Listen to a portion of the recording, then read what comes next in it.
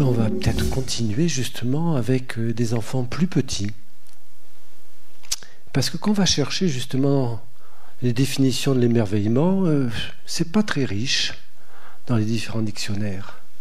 Quand on va chercher l'étymologie, on a quelques petites pistes. Une des pistes, c'est émerveillement, ça se relie très vite à miracle. Ouais, miracle. Ça vient du latin. Et ça apparaît ensuite vers le XIIe siècle.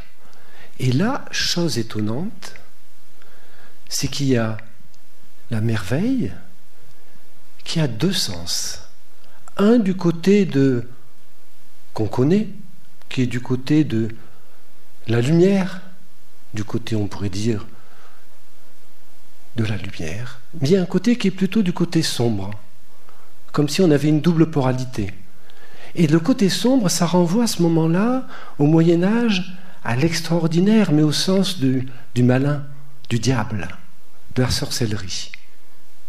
Et ce sens-là va disparaître. Et on va peut-être le retrouver du côté de la fascination.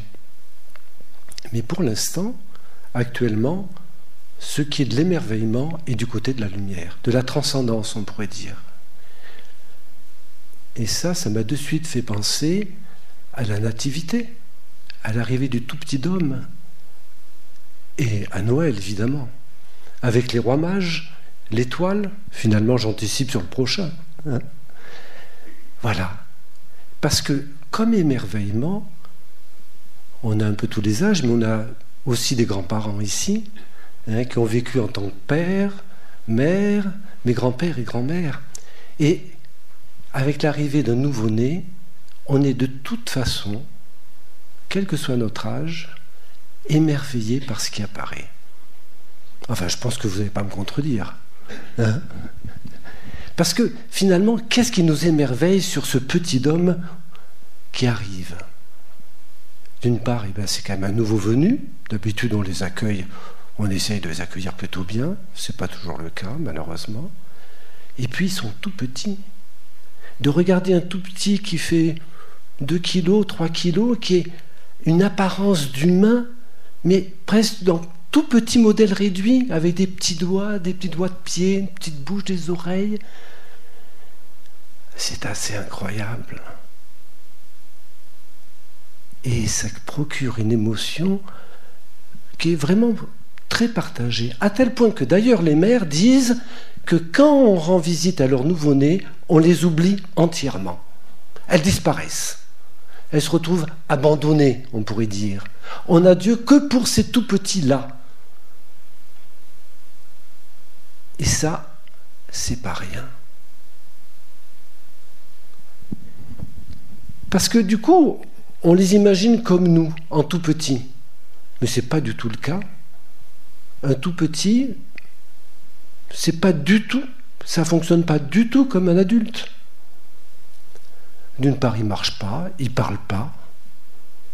Et c'est ce qu'on a retenu, notamment en médecine, pendant des décennies, même des siècles. Les mères, elles savaient que finalement, ces petits avaient beaucoup plus de capacités. Et il a fallu attendre les années 70 pour réaliser les super-pouvoirs des bébés. Parce qu'ils ont des super-pouvoirs. Le premier, c'est qu'ils nous émerveillent. C'est quand même pas rien. Le deuxième, c'est que c'est des champions pour créer des relations. Ils sont très très actifs pour justement amener au fait qu'on s'occupe d'eux, qu'on ait envie de s'occuper d'eux. Pas tous, évidemment, mais beaucoup. C'est-à-dire qu'ils sont extrêmement actifs, acteurs. Troisièmement, c'est des lecteurs d'émotions incomparables. Il n'y a pas mieux. C'est-à-dire que jusqu'au temps de la parole, jusqu'à peu près, on pourrait dire 2 ans, leur mode de vie, c'est justement de repérer, de détecter les émotions. Peut-être un peu moins fort la lumière, parce que du coup, je ne vois plus ces magnifiques personnes qui sont là en face de moi. Vous me voyez assez, non? Ça va? Bon, vous me voyez, alors ça suffit. Et alors, donc, du coup, les émotions. Voilà, c'est vraiment ce avec quoi les bébés et les petits fonctionnent. Et avec encore autre chose qui a à voir avec ce qu'on pourrait appeler le regard. Parce que quand ils sont tout petits, finalement, vous connaissez ça tous, plus ou moins, un bébé s'adore. Ça se réveille, c'est un rythme qui change beaucoup d'ailleurs. On est toujours en train d'être en contretemps. Quand on a pigé quelque chose, il change. Donc on est vraiment... c'est pas facile. Mais il y a quelques moments, comme la tétée par exemple, ou le biberon. Et bien, comment ça se passe? Dans ce cas-là, justement, l'œil de l'enfant, du tout petit, est assez différent du nôtre. Au début, quand il est né, il voit en noir et blanc, pas de couleur. Et il a une capacité d'adaptation qui est limitée à peu près à 30 cm. C'est-à-dire juste quand vous le tenez et que vous le faites téter, bon, moi je n'ai pas laissé adapter, eh bien, il voit votre regard. Voyez, et c'est ce qu'on appelle le contact œil-œil. Quand le biberon, c'est du même ordre. Et ça, dans ce moment-là, c'est absolument essentiel que celui qui nourrit ce bébé soit présent. Soit présent et soit dans un échange de regards.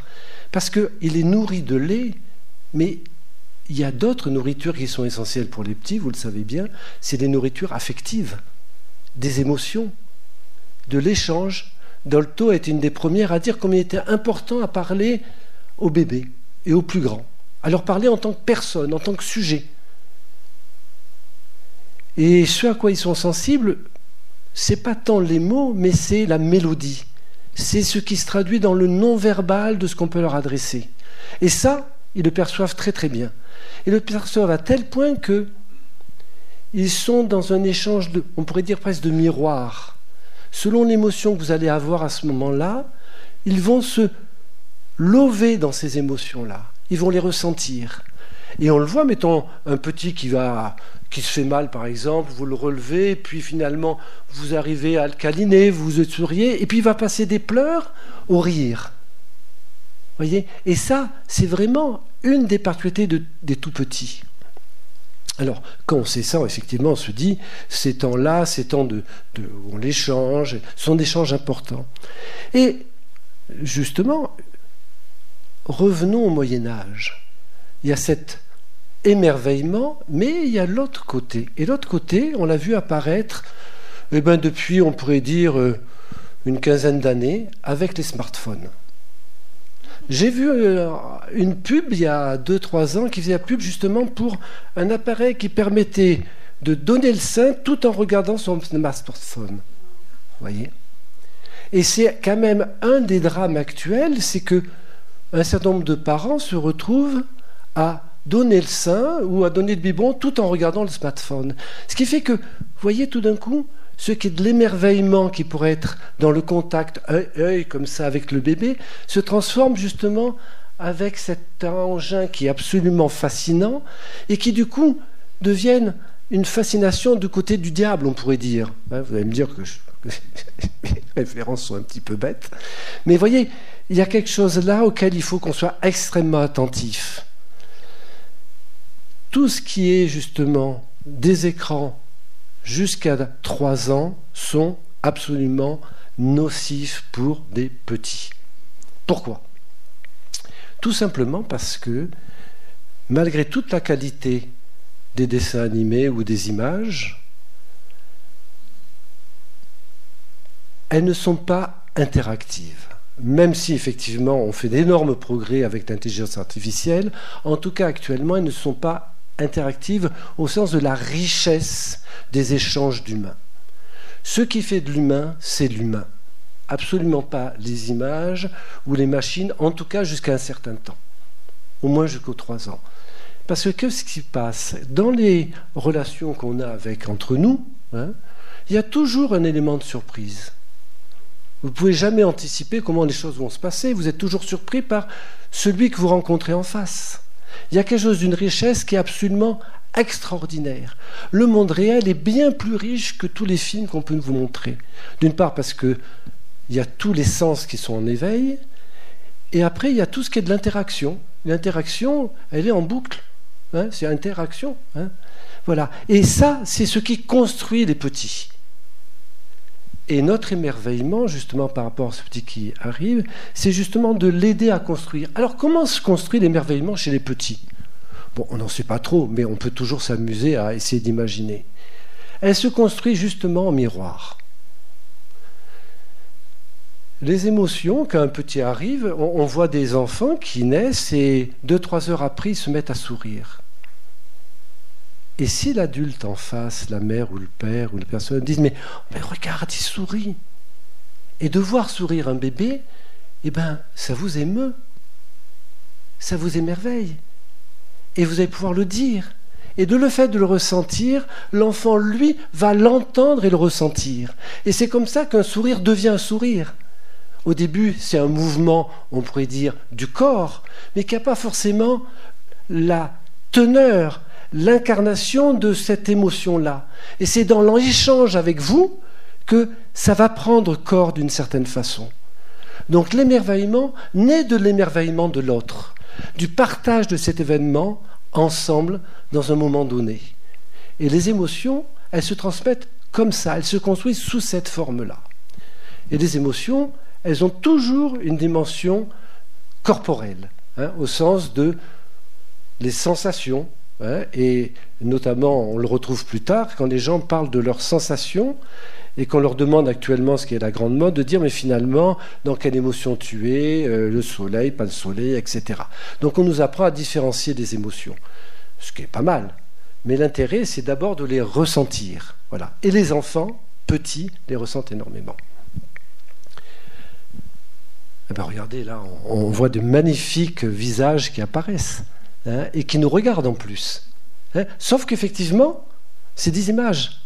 Donc finalement, ils ne vont pas percevoir ce que moi, je perçois. Bien que l'image a beaucoup de capacités, notamment perforatives.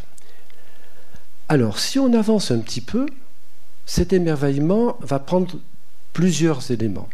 Le premier, on pourrait dire, jusqu'à 2 ans, essentiellement dans l'interaction avec l'autre. Et puis, il y a le moment où l'enfant se met à dessiner. Alors, il commence à dessiner... je regarde si l'heure, oui, voilà. Un enfant de 10 mois peut tout à fait dessiner. En tout cas, il fait des traits. Si vous le mettez par terre avec des crayons, des craies ou de la peinture, il va faire des traits. Ce qui est intéressant, c'est que jusque vers 2 ans, l'enfant fait le geste. C'est-à-dire que c'est la main qui dessine. L'œil découvre après coup. Et ça, c'est fondamental. Et c'est une source d'émerveillement pour les enfants. Parce que tout d'un coup, ils créent quelque chose. Et le fait de créer quelque chose, ça les surprend. Et on le voit. Si on regarde attentivement les enfants, ils sont surpris de ce qui apparaît. Parce que c'est leur création. Au début, ce n'est pas évident pour eux. Mais tout d'un coup, ils s'acclimatent. Et ça, c'est un élément extrêmement stimulant. D'autant plus que, si vous êtes à côté et que vous assistez à cela, et que vous êtes proche de cet enfant, et que vous vous intéressez à lui, eh bien, souvent, vous commentez, vous appréciez, vous allez soutenir. Et ça, c'est extrêmement important, parce que du coup, vous voyez, ça se joue pas uniquement à 2 maintenant. Ça se joue l'enfant, un mouvement, et vous. Tout d'un coup, il y a quelque chose de différent. Et cet objet intermédiaire qui crée, eh bien, ça va construire un autre type de relation. Et finalement, le temps passe, et autour des 2 ans, il y a un changement radical. C'est que c'est l'œil qui va diriger la main. Pas de suite, mais de plus en plus, l'enfant va maîtriser sa main et va anticiper sur ce qu'il voudrait dessiner. Et du coup, il va vouloir diriger sa main. Ça prend quelques mois, parfois plus. Mais c'est un changement radical, parce que les premiers dessins qu'il fait, c'est d'abord le corps. Ça sera toujours d'abord le corps, mais ça sera le corps avec tout ce que ça a des premiers temps d'existence. Et dans ces traces-là, on retrouve quelque chose qui est extrêmement intéressant, ce qu'on appelle l'archaïque, c'est-à-dire que tous ces mouvements-là sont du temps d'avant la langue pour l'enfant. Et puis quand il se met à dessiner, tout d'un coup, ça devient différent. Et puis, bon, ça intéresse un peu plus les adultes parce que ça déforme. Et puis, les adultes ne peuvent pas s'empêcher de commenter. Dire, oh, ben regarde, on dirait une maison, on dirait une baleine, on dirait une voiture, on dirait... Bon, et puis, pourquoi pas? Mais le plus important, c'est d'être présent à regarder ce qui se passe. On peut toujours commenter, puis ça fait plaisir à tout le monde, à condition qu'on ne soit pas trop dans le fait d'exiger le fait d'une forme. Une maison, ça peut avoir plein de formes différentes. D'ailleurs, si tu veux voir des architectes, il y a plein de maisons différentes. Donc pour une maison, le modèle, non seulement n'a pas d'intérêt pour des petits, mais les empêche, je dirais, de faire leur dessin, faire finalement ce qui les habite. Parce que dessiner, chez les enfants, mais pas que, mais notamment chez les enfants jusque vers 8-10 ans, c'est une façon de présenter leur monde intérieur. Dans les dessins, ce qui se dessine a à voir avec l'imaginaire de l'enfant, à voir avec quelque chose dont ils ont connaissance, mais qu'ils ne connaissent pas non plus forcément. C'est-à-dire que c'est de leur monde intérieur qu'ils vous montrent. Et ça, pour un thérapeute d'enfants comme moi, c'est absolument fascinant. C'est fascinant et c'est merveilleux parce que tout d'un coup, quand vous êtes en séance avec un enfant et qu'il se met à dessiner, que vous lui proposez de dessiner, ce qu'il va vous montrer, c'est vraiment ce dans quoi il est pris, ce dans quoi il est parfois englué, parfois dans lequel il est empêché. Et dans ces dessins, on peut justement l'aider à pouvoir se dégager et à pouvoir advenir un peu différemment. Ah ben ça chute d'ailleurs. Vous inquiétez pas, ça doit pas être très loin. Et ça, c'est un élément que les thérapeutes d'enfants utilisent depuis très, très, très longtemps. Et pendant un moment, on était très attentif à la façon dont les enfants pouvaient parler leurs dessins. Et c'est Françoise Dolto qui a beaucoup soutenu cela, et de façon tout à fait légitime. Sauf qu'en même temps, il y a un certain nombre dans le dessin, il y a aussi ce que je vous appelais l'archaïque, les éléments du corps, des traces. Des traces pour lesquelles les enfants n'ont pas spécialement d'idée de ce que c'est. Sauf que c'est là. C'est là, et ça se répète au fil des dessins. C'est ce que j'ai appelé les formes énigmatiques, et c'est avec elles que je travaille depuis maintenant une vingtaine d'années, d'une certaine façon. Et dans ces formes-là, dans l'évolution de ces formes, on peut accompagner les enfants, justement, par rapport à ceux à quoi ils sont aux prises. Et ceux à quoi ils sont aux prises, c'est ce qu'on a vu depuis tout le début, mais ça va aussi avec quelque chose qui est bien antérieur, qui a à voir avec des choses qui se passaient bien avant, et qui sont transmises, entre guillemets, de génération en génération, chose assez banale dont on entend beaucoup parler. Mais en tant que thérapeute, quand je suis avec des enfants et qu'un certain nombre de dessins apparaît, pour moi, comme thérapeute, véritablement, ce qui m'est proposé est parfois absolument émerveillant, on pourrait dire. C'est-à-dire que chaque enfant trouve dans ce qu'il va produire là, dans ce qui se joue et dans ce qui m'est adressé, parce que le dessin, c'est intéressant, c'est-à-dire que, on le voit, mettons, quand vous avez vos petits-enfants ou des enfants qui dessinent, souvent ils dessinent pour quelqu'un. Je fais ça pour maman, ou je fais ça pour ma petite sœur, ou pour mon frère, ou pour mon oncle. Donc le dessin est toujours adressé. Alors, quand on est dans un cabinet de thérapeute d'enfants, il nous est adressé. Mais nous, dans le transfert, on peut occuper toutes les places, entre guillemets. Et que dans cette adresse-là, il y a quelque chose dans l'interaction, dans la relation qui se joue, et dans la façon dont on va accueillir le dessin et la façon dont on va l'entendre, il y a un processus qui se met en jeu. Peut-être voilà, c'est ce que je voulais dire. Je crois que j'ai déjà pas mal parlé, même beaucoup, non? Oui. Voilà, alors donc vous devez avoir peut-être des questions, et plein de questions, j'essaierai d'y répondre si ça vient, hein, il n'y a pas de raison. Et voilà, je vous laisse la parole et je peux répondre à des questions si vous en avez.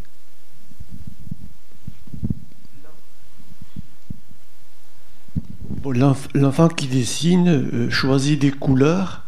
Est-ce qu'il y a une priorité du bleu, du jaune, du rouge ou du noir? Alors, d'habitude, dans ma façon de faire, il y a plein de, il y en a qui, bon, il y a plein de couleurs de différents. Enfin, il y a plein de, généralement, c'est des feutres, il y a plein de couleurs différentes. Donc, l'enfant, il dessine ce qu'il veut, comme il veut. Donc, il n'y a aucune consigne. Moi, en tout cas, dans ma façon de faire, il n'y a aucune consigne. C'est-à-dire, il dessine ce qui lui vient. Voilà. Alors après, la question de l'interprétation du dessin, il y a un certain nombre de gens qui travaillent sur des interprétations au niveau des différents symboles, etc. Moi, ce n'est pas mon souci, ça ne m'intéresse pas spécialement. Par contre, ce qu'on va repérer dans ce qu'il amène a à voir avec beaucoup plus ce que je vais ressentir moi comme thérapeute. Si vous vous intéressez à l'image, il y a le philosophe Didier Berman, qui est un spécialiste de l'image et qui a écrit des livres passionnants sur l'image. Et notamment, ce qu'il dit, c'est qu'il y a finalement, dans le rapport à l'image au sens historique même, il y a l'image qui est diabolisée, hein, et il y a beaucoup de cultures qui diabolisent l'image, où il n'y a pas de représentation. Et puis, il y a ceux qui sont fascinés par l'image, au sens où l'image serait tout et qu'on pourrait tout voir dans l'image. Et lui propose quelque chose en disant, finalement, ces deux choses qui s'opposent et qui ont fait des guerres fratricides et absolument terrifiantes dans le monde, finalement, il faudrait les prendre ensemble. Et lui propose quelque chose qui est très joli. Il propose justement le fait qu'on ne peut pas rentrer dans l'image. Il y a une espèce de seuil. Alors, on peut s'y projeter, mais il propose qu'on reste justement sur le seuil et qu'on se laisse pénétrer par l'image. Vous voyez, comme si finalement, l'image nous regarde. Et je trouve que cette notion-là est extrêmement intéressante. C'est-à-dire qu'on voit et en même temps, on est regardé par l'image. Et en tant que thérapeute, c'est une des choses que je travaille beaucoup. C'est-à-dire comment je suis pénétré par cette image et ce que je vais ressentir. Et le fait de travailler à ce niveau-là permet de se mettre en place pratiquement de nouveau-né. C'est-à-dire on se met à une place comme si nous, on était un tout petit. Et d'être justement dans une perception des émotions. Voilà. Donc c'est un des éléments. Ah ben vous arrivez parfaitement. Hein. Voilà. Ça ne répond pas tout à fait à votre question, mais vous voyez, c'est plus sur l'abord global. Oui, pour rebondir sur ce que vous avez indiqué sur les parents qui ne regardent pas les enfants parce qu'ils regardent le smartphone, c'est aussi ce qu'on peut repérer quand on voit des mamans avec une poussette et qui regardent leur truc au lieu d'être prêts à parler. Est-ce qu'on a une idée des dégâts que ça fait lorsque les enfants grandissent ? Alors, on n'a pas beaucoup de recul puisque c'est quelque chose qui est relativement récent. Mais les éléments qu'on a sont effectivement pas très encourageants. C'est-à-dire que je crois que les adultes que vous êtes sont extrêmement sensibles au fait que les enfants sont trop sur leurs écrans. Quand moi j'interviens, on me demande d'intervenir par rapport à cela, ce que je dis aux parents qui s'en inquiètent, c'est que dans la famille, tout le monde est concerné. C'est-à-dire qu'on ne peut pas demander à des enfants de limiter les écrans si les adultes ne sont pas en capacité de le faire eux aussi. C'est-à-dire, par exemple, j'avais été invité à FR3 pour discuter par rapport à un ensemble d'éléments sur l'alimentation. Et j'ai dit qu'effectivement, manger devant la télé n'est absolument pas... est extrêmement négatif, on peut dire. Parce que qu'est-ce qu'on fait devant la télé en mangeant ? On mange les émotions qui se passent à la télé. Et donc, une partie des troubles alimentaires sont liés à cela. C'est-à-dire que c'est important, quand on mange, ne pas manger devant la télé ou devant les écrans. Alors, bien sûr, quand on est seul ou qu'il y a une mère avec son petit qui devient grand et qu'on est tous les deux en face à face, parfois, le fait qu'il y ait un autre objet intermédiaire, c'est peut-être pas mal. Mais vous voyez, donc les écrans, c'est une question de démocratie dans la maison. Et les adultes ont là-dessus une responsabilité importante. Ce qu'on sait en même temps, c'est que la télé, par exemple, qui sert pour garder les petits, parce que c'est très pratique, jusqu'à on pourrait dire 3 ans, est absolument nocive. Mettons dans le Maghreb, j'étais en Algérie, on en parlait. Il y a des enfants qui passent 5-6 heures devant la télé quand ils sont petits, et ça fait des pseudo-autismes. Hein, c'est-à-dire que... Pourquoi ? Parce que effectivement, les programmes sont quelque chose qui sont pas suffisamment interactifs. Et donc ça fait des éléments de bulle, et on arrive à des pseudo-pathologies qui sont extrêmement envahissantes. Voilà.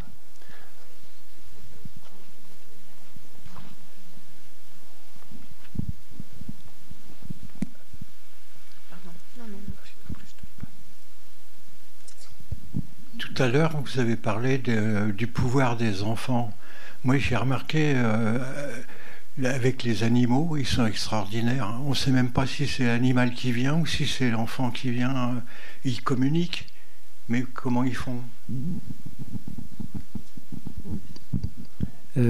Alors après, ça dépend beaucoup des enfants, mais il y a des enfants qui ont effectivement cette capacité-là. Alors peut-être qu'on va laisser ensuite les danseurs prendre leur place, parce que sinon... Non, on a encore un peu de temps. Ouais. Oui, c'est vrai. Et ce que vous dites est tout à fait intéressant, parce que on l'utilise, mettons, il y a des thérapies qui sont avec des animaux, il y a un certain nombre d'éléments comme ça, notamment les poneys, on en voit partout avec les petits, etc. Donc il y a vraiment une communication qui est à voir vraiment au niveau des émotions. Bonsoir.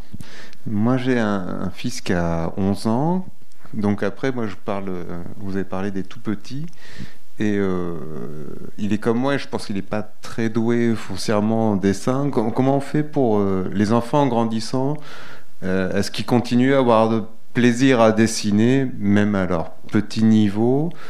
Et moi j'ai partagé avec lui quand il était plus petit, on faisait des dessins ensemble, c'était très sympa. Et là je vois en grandissant, oui, il est intéressé par les écrans notamment, et comment on fait pour qu'il garde ce goût et ce plaisir de dessiner à leur petit niveau ?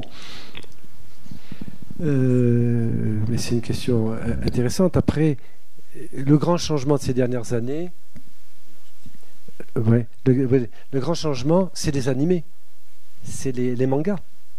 Les adolescents actuellement dessinent beaucoup plus que ce qu'ils dessinaient il y a quelques années en arrière, grâce aux mangas. Alors, c'est plus des dessins spontanés comme font les enfants jusqu'à 8-10 ans. C'est un autre type de dessin, puisque il y a une maîtrise chez les adolescents, au sens où c'est pas un dessin spontané. Donc du coup, mais avec le manga, il y a beaucoup d'adolescents qui se sont remis à dessiner. Et puis, savoir avec la littérature, les mangas, il y a du texte, il y a plein de choses en même temps dans les dessins, et donc beaucoup d'enfants qui deviennent adolescents se mettent à lire avec les mangas. Voilà. Et puis après, ils font de la musique, ils font plein d'autres choses. C'est-à-dire que le dessin lui-même, c'est vrai qu'à partir d'un certain âge, le côté, on pourrait dire, de développement est beaucoup moins évident ensuite, à partir de 10-12 ans.